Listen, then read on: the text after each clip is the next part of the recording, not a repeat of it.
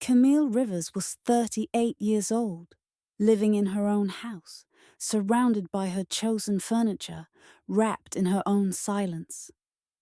Nearly 4 years had passed since her divorce, but some wounds took a long time to heal. There were mornings when she would wake up half expecting a stranger's voice in the house, only to be slapped back into her reality by the deafening quiet. Her home was her sanctuary.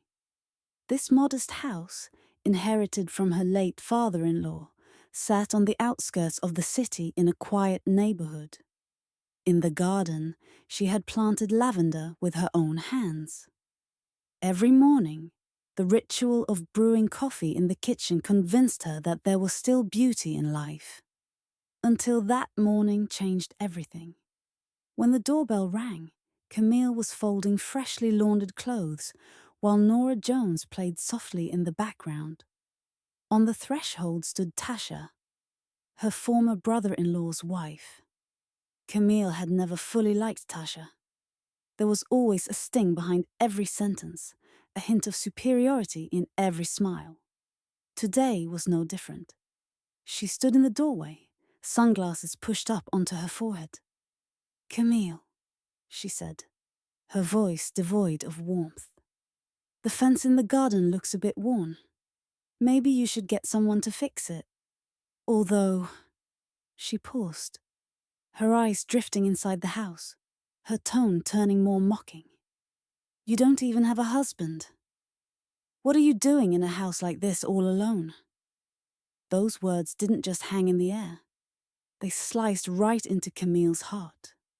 For a moment, time seemed to stop. The wind ceased to rustle the lavender. The towels slipped from Camille's hands and fell to the floor. Tasha was still there, but her voice echoed only in Camille's mind as a single phrase. "You don't even have a husband." Camille couldn't recall how she responded. Perhaps she said nothing. Perhaps she smiled or nodded. But those words shattered the fragile crust of wounds she had been carrying for years. Tasha walked away, leaving behind that reverberation. That night, Camille couldn't sleep. Staring at the ceiling, she thought, "Since when do I have to fight to keep a house that belongs to me? Since when is a woman considered worthless just because she lives alone?" In the middle of the night, she opened her notebook and began writing with a broken pencil in the darkness. Her first sentence read, "I'm alone in this house, but that doesn't mean I am lonely." Something cracked inside her that night. Not a crack of destruction, but the first sign of rebirth. After that day, Camille sensed that things would change, but she hadn't expected how drastically. People didn't ostracize someone all at once. It started with little things. Small silences, ignored messages, unspoken invitations, and ended with the erasure of one's very existence.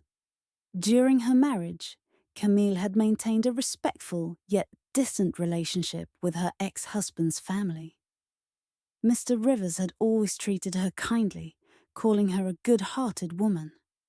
Camille had sat quietly at their dinner table, never intruding, but always returning kindness with courtesy. She had never been fully considered a daughter-in-law, but neither had she been treated like a stranger. Until the divorce. Even after the divorce, Camille tried not to sever ties with her ex-husband's family. After all, the house still bore the family name. Her father-in-law had entrusted her with its care before he passed. For years, she had repaired its roof, replaced pipes, and tended to the garden. When Mr. Rivers lost his sight, she prepared his soup and ensured he took his medications. But death didn't just take bodies. It often carried away memories too. A few weeks later, whispers of inheritance began circulating within the family. Tasha's voice was the loudest. Camille wasn't directly involved in these conversations, but rumors seeped through walls and made their way to her ears. That house is essentially ours.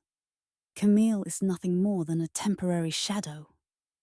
I think Camille shouldn't count in the inheritance anymore. She still lives there, but she's technically not family, right? Tasha's words stung Camille the most because no one stepped forward to oppose them. One evening, Camille received a message by mistake from her ex-husband's cousin. Meeting this Sunday to discuss inheritance. Tasha doesn't want Camille there, but we'll see. Camille stared at that message, eyes glued to the window for a long time. The lavender still grew in the garden, yet even their scent seemed to have vanished, feeling like a burden in her own home, the heaviest pill she couldn't swallow. This house was not just a building to her. It held memories. Tears spilled on bathroom tiles, laughter echoing through the kitchen door, fears that woke her in the dead of night. Now these people viewed it as mere property, wanting to erase her name with a single stroke of a pen. But Camille wouldn't stay silent. She wrote in small letters in her notebook, "I did more than live in this house. I made this house live." That night, she faced herself in the mirror and whispered, "I am not a burden. I am not asking to be forgotten." Wanting to be forgotten is one thing. Allowing oneself to be forgotten is another. That night, Camille made a decision. She would stand alone against this cold family, and she would do something they would never anticipate. She would wield her silence as her weapon. The storm inside Camille hadn't subsided. Tasha's condescending looks and the family's disregard fueled Camille's growing invisibility. Yet from the outside, she remained the same. Sipping her morning coffee, tending to her lavender, reading books. Only her eyes carried a new weight, a quiet patience, a brewing vengeance. That morning, a cream-colored envelope caught her attention in the mailbox. At the top left was a familiar name, Harvey and Linwood Law Officers. As she turned the envelope in her hands, her heart skipped. Letters from lawyers rarely brought good news. But Camille sensed that this one would be different. Carefully, she opened the envelope and withdrew a nearly yellowed document dated November the 28th, 2018. "Dear Camille Rivers," it began. "The property listed below has been bequeathed to you in full ownership by the late Richard Rivers. In accordance with his will, you are the sole owner of the said house, and no objections to this right are valid." Her eyes scanned over the deed information, a map, and a notarized signature. Her father-in-law had silently transferred that house to her before he died. In fact, she was the only one who truly knew who she was. Camille sank into a chair, the paper still clasped in her hand. A strange sensation washed over her, part justice, part disbelief. But she made a decision. She would tell no one. She could have slapped the document on the table and watched Tasha's expression. Perhaps it would have been gratifying. But Camille didn't want a fleeting victory. That paper was her silent power. And true power lies in keeping it hidden until the right moment. She slipped the document inside an old poetry book her late father-in-law had given her, tucking it among the pages. That book was no longer just a collection of poems. It held the foundation of her rebirth.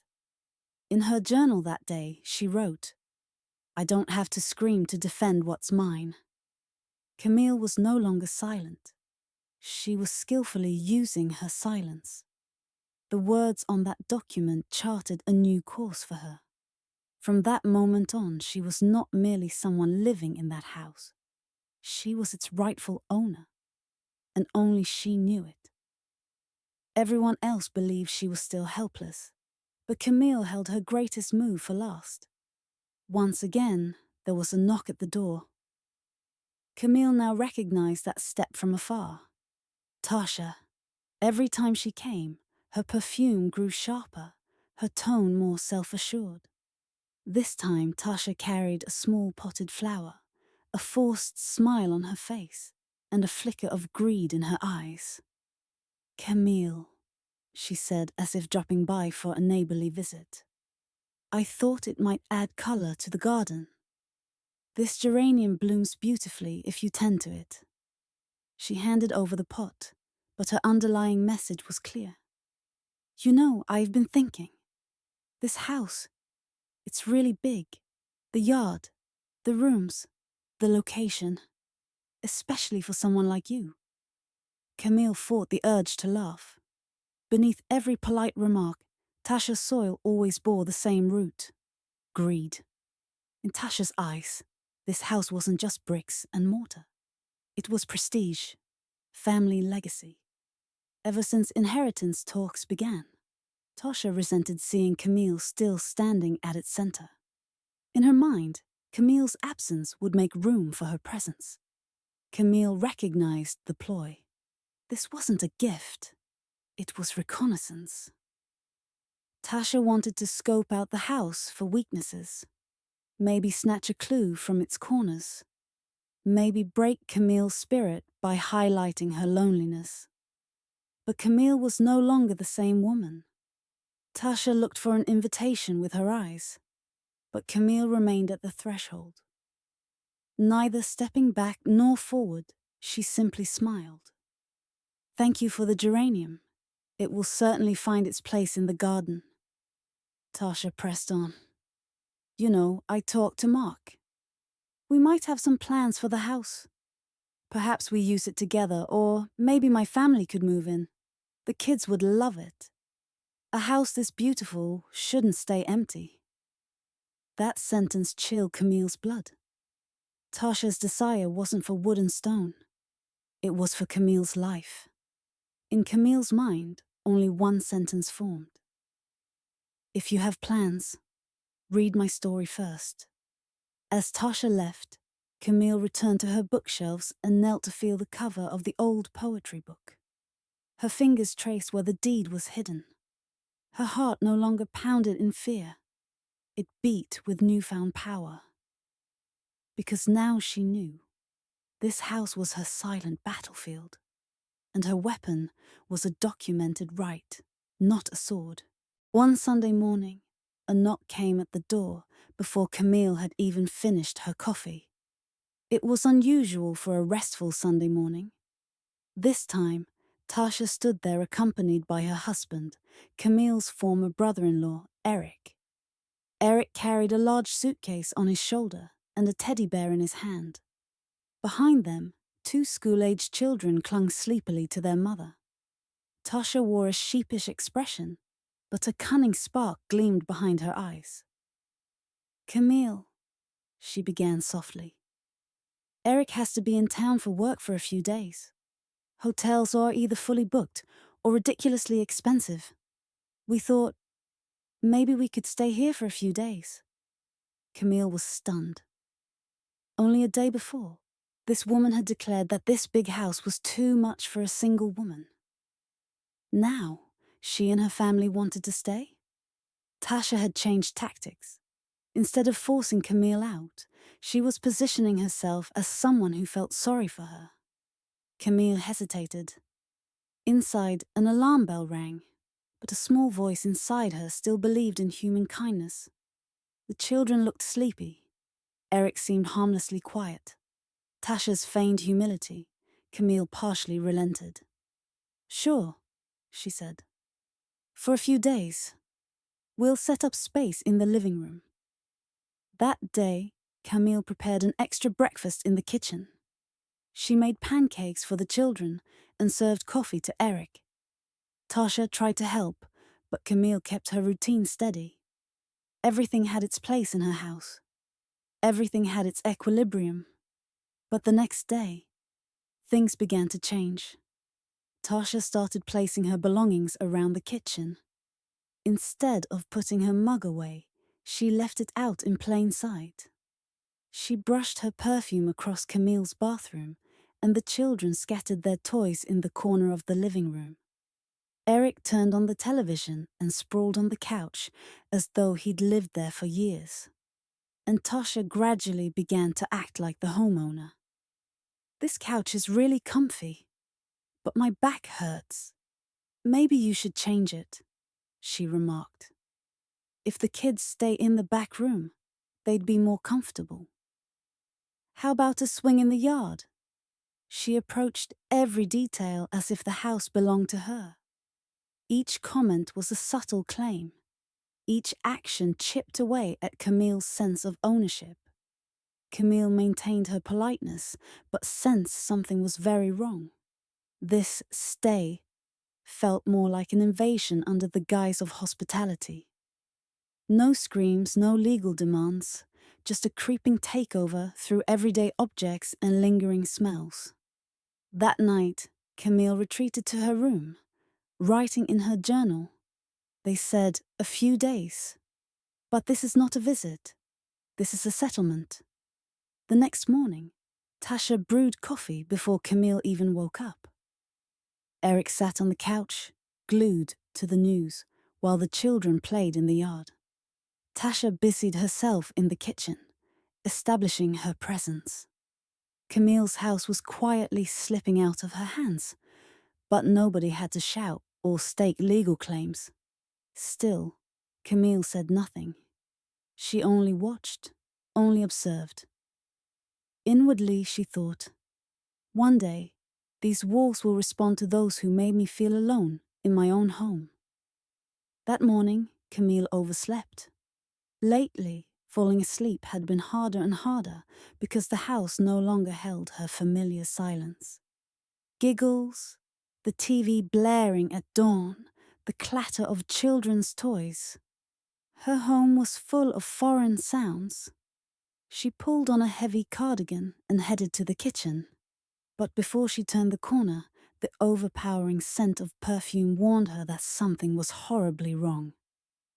Sounds came from the kitchen. Not just Tasha's voice this time, but others. Rounding the corner, Camille froze. 3 women occupied her kitchen. Tasha, leaning against the counter, laughed. Beside her sat a heavily made-up, loudmouthed cousin of Tasha's.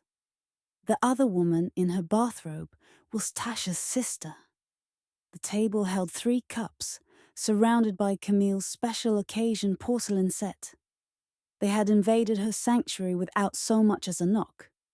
Tasha, unfazed by Camille's shock, spread her arms. "Camille! It's about time this beautiful house was filled with family, don't you think?" The cousin gushed. "This place is amazing. Every corner is Instagram-worthy. The ceilings are so high." Camille could hardly process their intrusion, as though the house had been turned into a guest house. Her own presence had been relegated to invisible. Tasha, seeing Camille's expression, tried to appease. "Don't be so dramatic. A little life in the house might do you good. You're always alone in this massive place. A bit of noise, a bit of cheer. What's wrong with that?" But there was no soften, no reconciliation in her words. She hadn't asked permission. Their bags were already in the upstairs rooms, shoes piled high in the entryway. The house had been seized from within, and Camille was still the true owner. Tasha clapped her hands. "Come on, join us!" Camille stepped around them, retrieved her coffee from the counter, and let the kettle hum. While laughter reverberated behind her, she simply listened to water heating, aware that another storm was brewing inside her. She thought, "Now everyone shares this house, but no one asked me." Her personal space, her belongings, her order, each piece was taken over bit by bit. Yet Camille remained silent, because that silence was part of her plan. The time had not yet come. That night she wrote, "Sometimes a crowd hurts more than loneliness, but my silence will shatter their walls." She guarded her patience, But every new arrival only fueled the storm within. Camille left the house for a few hours that day, intending to do her grocery shopping and take a walk to clear her mind. A few hours away seemed like the only chance to hear her own breath again. When she returned, arms laden with bags, she approached the front door and inserted her key, but nothing moved. The key wouldn't turn. It was as if it didn't fit. Surprised, she tried again, turning it this way, then that, pressing harder. Her hand trembled slightly. Above the door, new scratches caught her eye, fresh, unweathered. In that moment, the door swung open. There stood Tasha, wearing Camille's old house robe, hair still damp, holding a phone. A smug look on her face. "Oh, Camille," Tasha cooed. "The key wouldn't work, huh?" Camille couldn't respond. She could only stare. Tasha took a step outside, dropping her voice. "We changed the locks for security. Someone was prowling in the yard last night. My cousin got scared. We panicked. Eric and I decided to call a locksmith this morning. I must have forgotten to tell you, sorry." "Sorry?" Camille's hand still gripped the grocery bags, but inside she felt as though she'd slammed against a wall. The locks on her house had been changed, without her knowledge, in her own home. The house door was shut in her face. It no longer belonged to her. She didn't step inside. Instead, she stood in the doorway. Tasha, watching her reaction, continued. "We can make a spare key for you, of course. But there have been so many comings and goings lately. We thought it best, to be cautious." "Understand," Camille thought, though she said nothing. She placed the grocery bags on the stoop and turned away, walking down the street. Tasha called after her, "Camille, you're not mad, are you?" But Camille didn't look back. That night, she slept in a hotel room, a small, modest space with dim lights. City lights gleamed outside the window. The grocery items she'd bought remained untouched in her bag. She took out her notebook and wrote, "If they change the locks, it doesn't mean they can keep me out. It just shows that they're too afraid to open the door themselves." She vowed, "As they build higher walls, I will shake their foundations. Doors can be changed, keys can be altered, but true ownership lies in the steps that return quietly." Late that night, Camille did not remain in the hotel. This house, her home, brought to life by her own labor, had slammed its door in her face. She sat in her car parked on a quiet street, engine off, yet her emotions roared like an engine. Her hands gripped the steering wheel as though she couldn't let go. Or perhaps she no longer had the strength to hold on at all. Tears silently rolled down her cheeks. At first, she resisted, blinking and rubbing her eyes. But the pain struck so deeply that nothing could seem to hold it back. She had nurtured those lavender plants in the garden with her own hands, repaired the broken steps with her own money, headed off to fix the attic's leaking pipes at midnight. She had kept the house alive. Now, inside, strangers laughed while her name wasn't uttered once. She sat slumped behind the wheel, head in her hands, shoulders trembling. Minutes passed, then hours. The night air grew colder, but inside her, something burned hot. Heartbreak, anger, the sting of humiliation. And one more thing, a single spark of fierce determination. She glanced at her reflection in the rearview mirror. Her face was pale, her eyes red, mascara streaking down her cheeks. But in that reflection, she saw something new. A woman who no longer felt powerless. And at that moment, she whispered to herself, barely audible, "They have mistaken who I am." These words were neither a shout nor a plea. They carried a clarity, an inner fire powerful enough to shatter all silence. Camille spent the night in her car, but the next morning, a different woman awoke. The next morning, still in her car, sun rays filtered through the windshield, lighting her face. That first light felt like the beginning of a new chapter. She pulled out her phone and dialed a familiar number. Miss Adler, her attorney. After a few rings, a firm voice answered. "Camille, are you okay?" Camille was brief but resolute. "They are living in my home without permission. I need your help." "How urgent?" "By today." Miss Adler, who had handled Camille's legal affairs for years, someone who knew Camille's quiet resolve, immediately swung into action. By that afternoon, the official papers were prepared. A notice of trespass.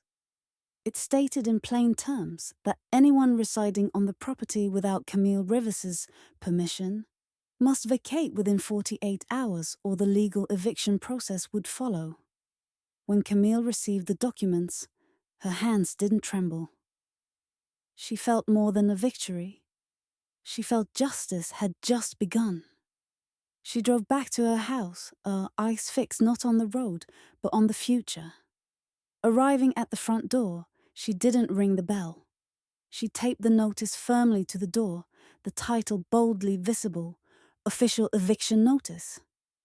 Stepping back, she watched as the door creaked open, revealing Tasha's shocked face. "What is this?" Tasha managed to gasp. Camille met her gaze without flinching. "I am taking back what is mine. My silence did not mean acceptance." Tasha glanced at the sealed document. She opened her mouth to speak, but words failed her. Camille's calm expression hit her like a silent slap. Those calm words reaffirmed once more who the rightful owner was. In her mind, Camille heard a whisper. "Before you crumble, reclaim your foundation." That foundation wasn't in the deed. It was in her will. And Camille had no more backup plans because this was the plan. That morning, the house looked ordinary. The children's toys scattered in the yard. Laughter still drifted from the kitchen window, evidence of residence within. Inside, Tasha gazed into the mirror, brushing her hair and subtly applying lipstick, growing accustomed to playing the part of owner. Camille had been absent for days, a fact that gave Tasha false confidence. She must have given up, Tasha told herself. People give up when they realize they are truly alone. But Tasha never truly knew Camille. Shortly before noon, the doorbell rang. Tasha, texting someone on her phone, casually rose and opened the door, expecting a routine package delivery, perhaps candles from Amazon or books for the kids. She found a man in a dark navy blazer holding a briefcase, a badge around his neck. His voice was firm yet polite. "Miss Tasha Green?" Tasha nodded, confused. The man continued. "I'm a court-appointed enforcement officer. This notice pertains to your eviction from the property at the request of the rightful owner, Camille Rivers. You have 24 hours left." The world seemed to stop for Tasha. She took the letter with trembling hands, stepping inside as though seeking reassurance. But the officer remained on the threshold. "Eviction starts tomorrow at 11. Any resistance and law enforcement will intervene. Please prepare your belongings." The door closed silently behind him. Inside, an oppressive quiet descended upon the house. Tasha stood by the door, clutching the letter, while Eric finally looked up. "What did it say?" he murmured. Tasha whispered, "We have to leave." But it wasn't surrender. It was a delayed realization. They had underestimated Camille's silence. Every measured step she had taken was deliberate. By the time they learned the truth, it was too late. Inside the house, an ominous silence reigned. Gone were the children's happy voices, and the rich aroma of morning coffee. Everyone sensed the approaching storm. Tasha clutched the eviction notice, having read and reread it until the paper was worn. The prospect of losing this haven had become her worst nightmare. And the irony, Camille had never yelled, never argued. She had made one quiet move and retreated, letting the law do the talking. Now Tasha's rage, lacking an antagonist, grew ever fiercer. That afternoon, Camille arrived. She wore a simple dress and carried a stack of folders. As she stepped inside, tension cracked the air like a blade. Tasha stood in the hallway, her eyes bloodshot, her breathing uneven, her lips trembling. "You," she hissed. "You planned this, didn't you? From the start." Without a word, Camille walked past her toward the kitchen and placed the folders on the dining table. She didn't meet Tasha's gaze. That fueled Tasha's fury. "Say something, Camille." Tasha shoved forward, as though demanding confrontation. "We all tried to be kind, only wanting to stay for a few days. But you turned it into a war."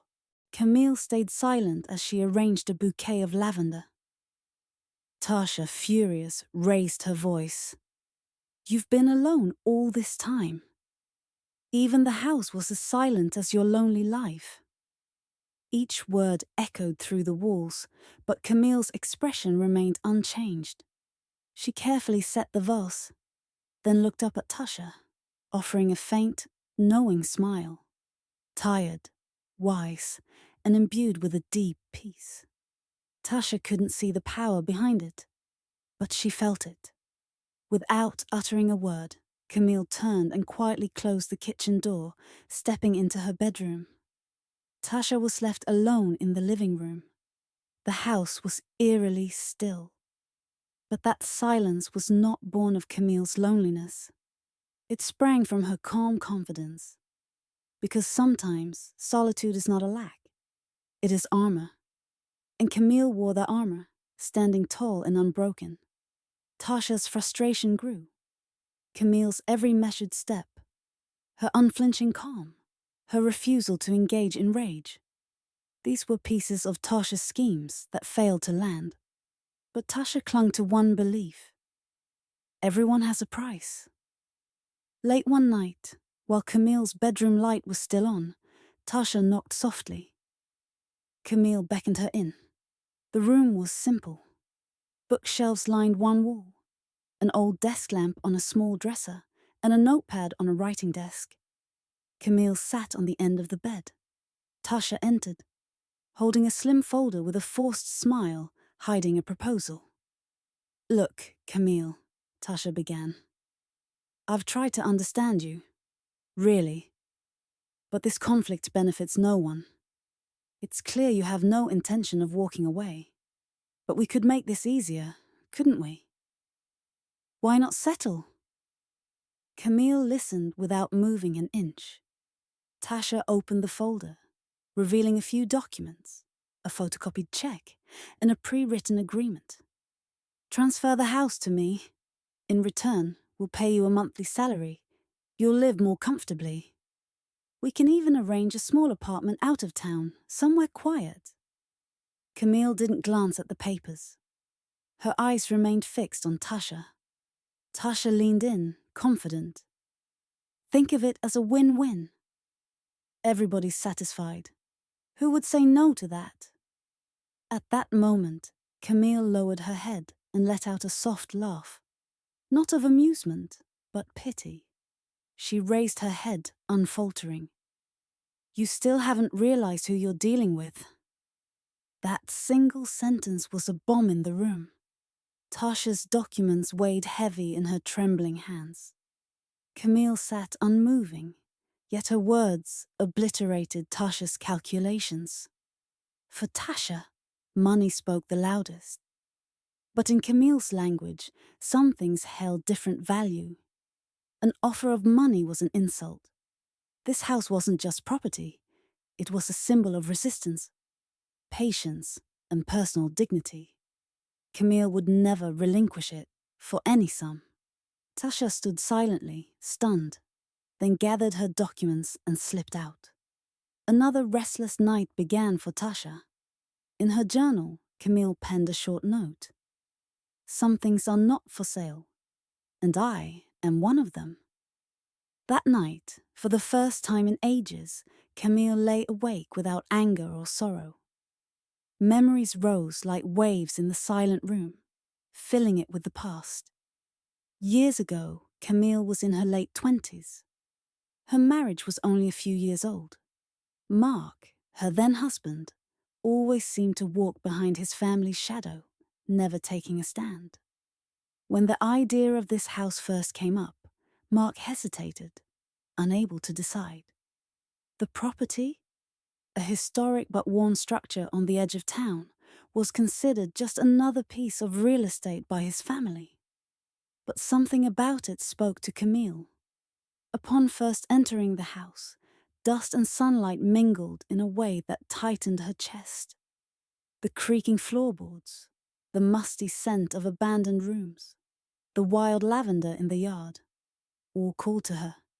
She saw a home here, while others saw only a decaying relic. When Mark's family insisted on selling, Camille objected. "We can save it. We can build our home here." But no one took her seriously, especially Mark's mother, who called her too emotional and too dreamy. "What does a woman understand about property?" she sneered one evening in front of everyone. Camille didn't avert her gaze. In her mind, she replied, "This house will live again because of me." And it did. She used her own savings for the first roof repairs. Day and night, she painted, argued with plumbers, patched up broken windows. When that winter's frost burst pipes, she spent freezing nights wringing buckets of water from the attic. Mark was distant. His family watched, silently doubting her. But Camille refused to give up. As their marriage faltered, Mark wanted to leave.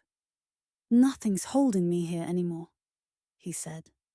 But for Camille, this house was not a husband. It was an identity, a piece of proof, a battlefield. It was the tangible manifestation of a life she fought for with her own hands. When the divorce proceedings began, Camille's name wasn't even on the deed. The house still belonged to Mark's grandfather, Richard Rivers.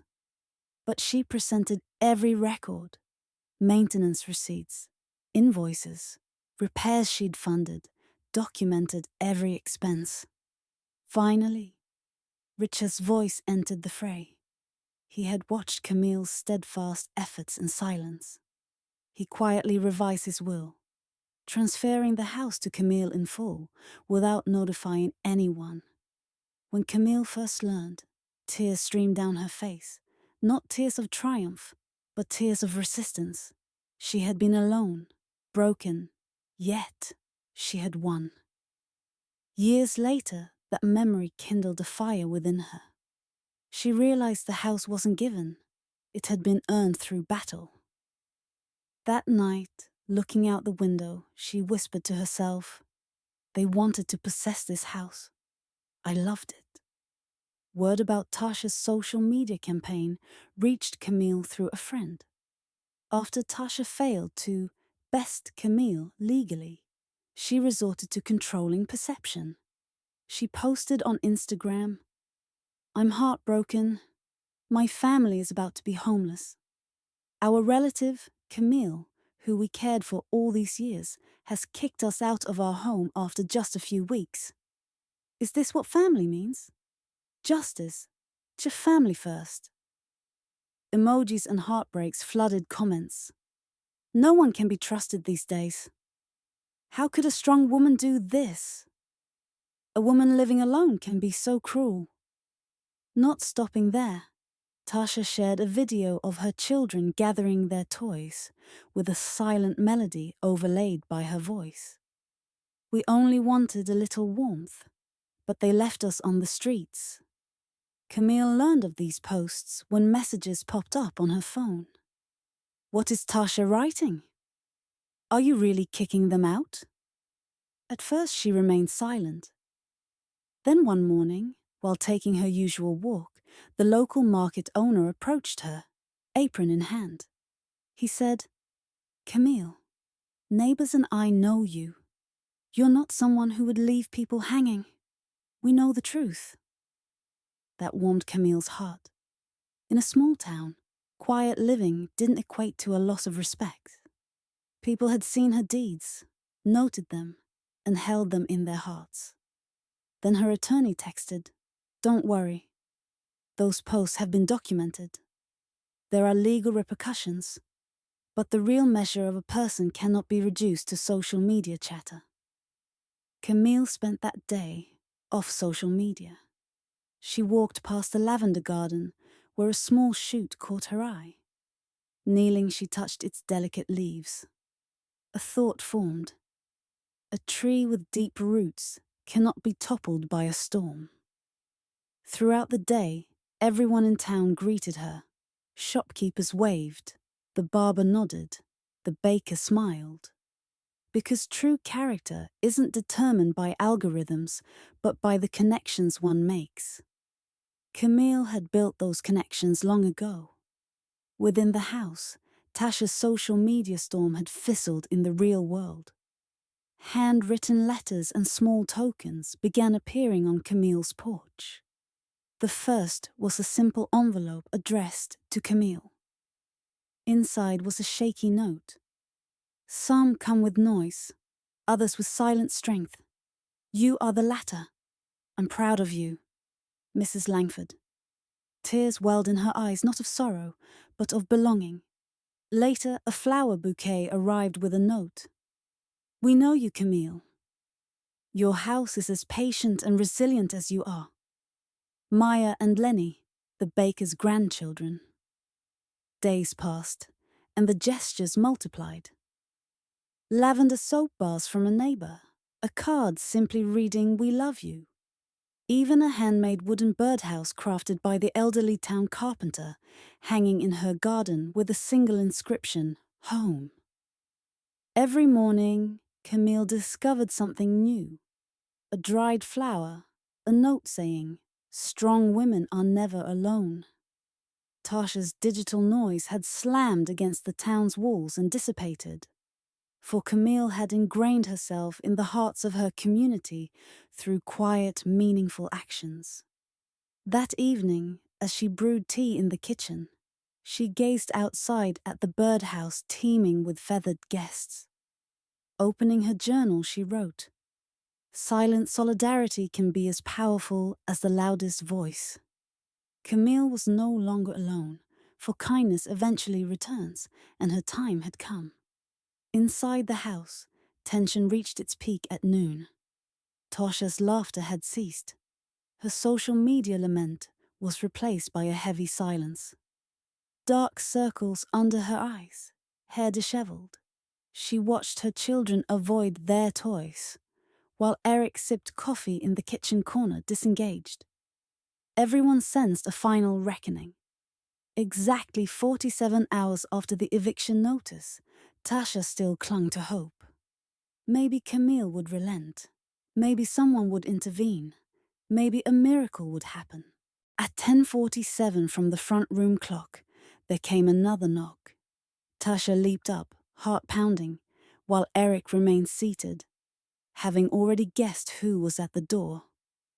Slipping on sandals, Tasha opened it to find a man dressed in a crisp navy blazer with a badge around his neck and a case in hand. His voice was clear but soft. "Tasha Green?" Tasha nodded, dread twisting her stomach. "I'm a court-appointed enforcement officer. By order of the Supreme Court, in response to Camille Rivers's legal request, you have 24 hours to vacate this property." For a moment, Tasha's world stopped. She took the letter with shaking fingers, stepped inside and laid it on the kitchen table. Eric quietly lifted his head. "What does it say?" he asked. In a whisper, she replied, "We have to leave." But that was not surrender. just a belated realization that Camille's silence was not weakness but calculated strategy. Every step had been planned. In her mind, Camille heard the quiet command, "Silence can be the clearest countdown." That night, Camille sat on the veranda, sipping tea under the moonlight. The foreign voices were finally gone, but the walls themselves seemed to breathe with peace. She opened her journal and wrote, "Sometimes silence is the loudest countdown." The next morning, Camille rose early. The air was crisp. The sun had not yet fully risen, but the day already felt underway. In the kitchen, as she poured water into the teapot, a wave of calm washed over her. Today she would truly reclaim this home. Inside, a frantic bustle roared. Tasha darted from room to room, stuffing clothes into suitcases, packing boxes. The children sat by the window, watching the street silently. Eric carried heavy items with downcast eyes. At precisely 10:56, the front door opened. Camille stepped into the hallway, and Tasha, carrying a single bag, paused. She turned for one last look. Her eyes landed on a framed photograph of a young Camille from her early days in that house. For a moment, she stared, then averted her gaze and walked away. A forced arrogance still masked her features, but beneath it lay emptiness. The fatigue of false pride, the collapse of lies, the inevitability of defeat. As Tasha approached Camille one final time, her eyes held not hatred but a smoldering desperation. She hissed, "This house is cursed. These walls will swallow you. You will die alone, Camille." Her words hung like a sharpened knife. The children averted their gaze. Eric looked at the floor. The door was still half open. Yet Camille stood firm, moving just one step forward. She looked into Tasha's eyes and softly but firmly uttered, "And yet, I will sleep in peace." At that moment, all was silent. Tasha felt the weight of Camille's quiet certainty. For Camille saw solitude not as destruction, but as purification. Tasha slammed the door behind her and left. Eric started the engine. The car turned the corner. Camille didn't even move toward the window. The house truly now was silent. But this silence was not empty. It was peaceful. The foreign voices were gone. The walls had returned to their own rhythm. Camille stepped onto the veranda. A lone sparrow chirped in the birdhouse. She closed her eyes and took a deep breath. This house was hers, legally and spiritually.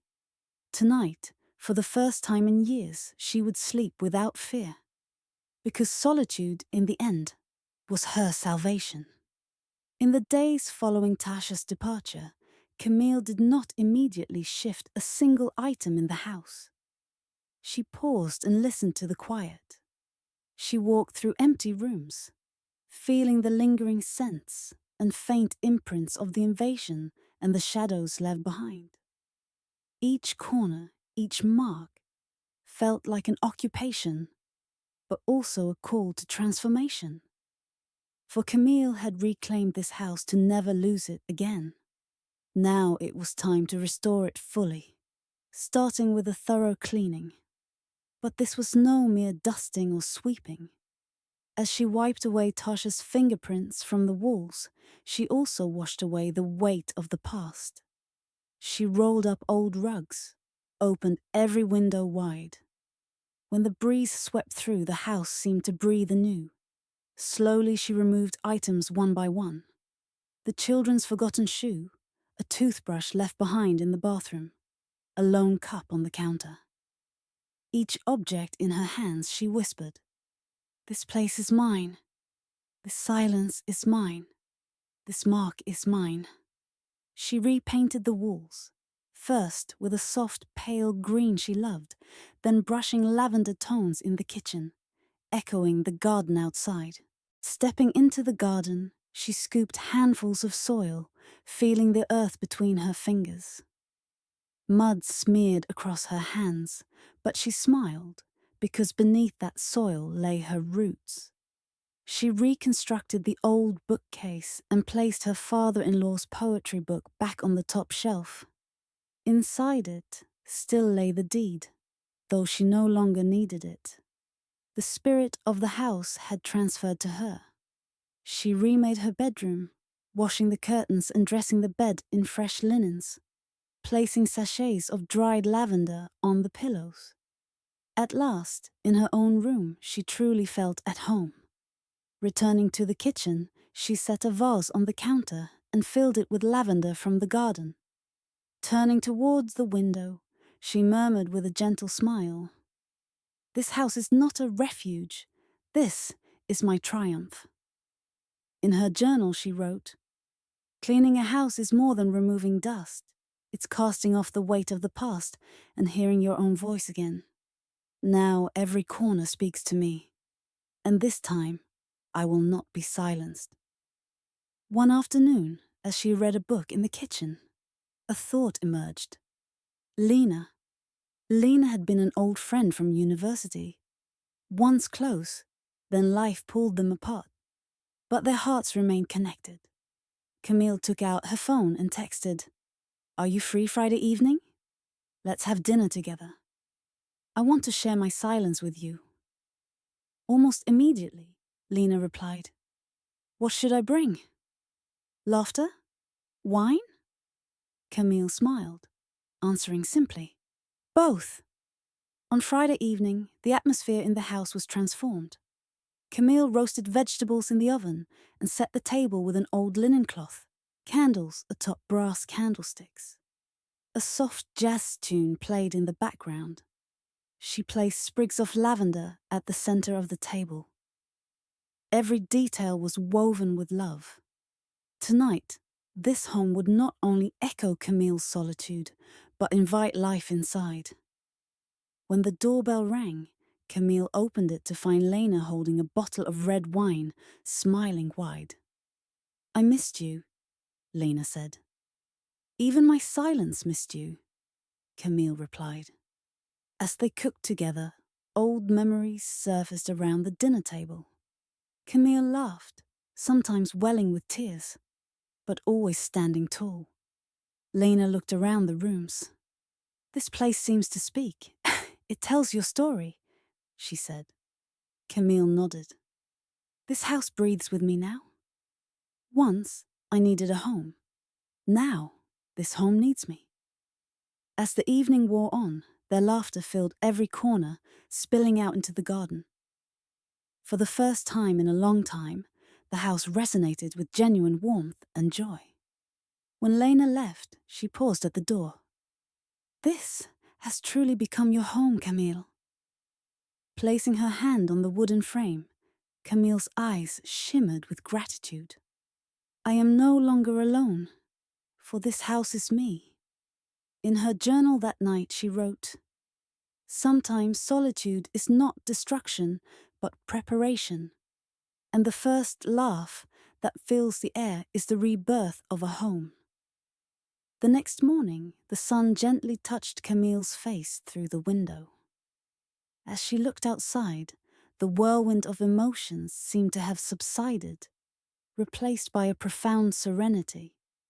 The breeze whispered through the lavender, and birds perched on windowsills, trilling softly.